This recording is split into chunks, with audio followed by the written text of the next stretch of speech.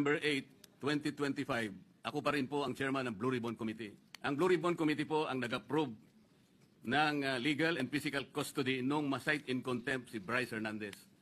Nung makiusap po ang Speaker ng House of Representatives sa inyo, di po ba dapat nakonsulta naman ang chairman ng Blue Ribbon Committee? Dahil kami po, ginawa namin yon through the collective wisdom of the committee.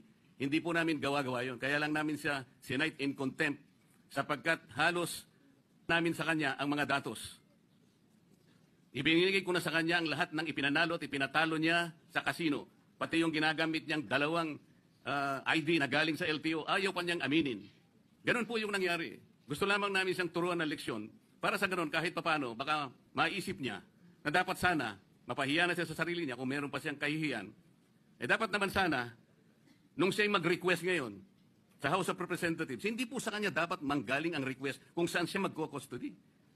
Ang custody po yung natapos na.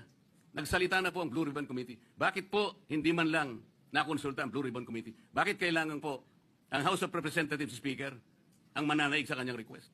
Kalabisan na po ba ang Blue Ribbon Committee noong araw na yun, Mr. President?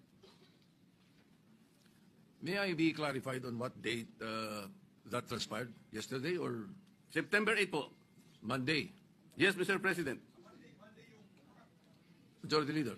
Monday was the hearing here in the Senate. Monday he was cited in contempt. But the hearing in the House was on Tuesday, September 9.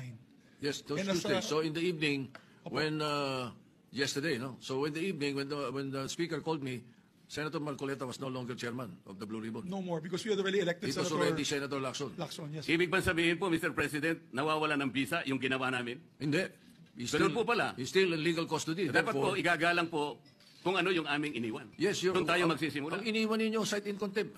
Hindi And po. legal Nasa custody legal of the custody Senate. na po ng He was still House. under the legal Ng, custody of ng the Senate. Senate. Mr. President, may I ask for a minute suspension? Session suspended.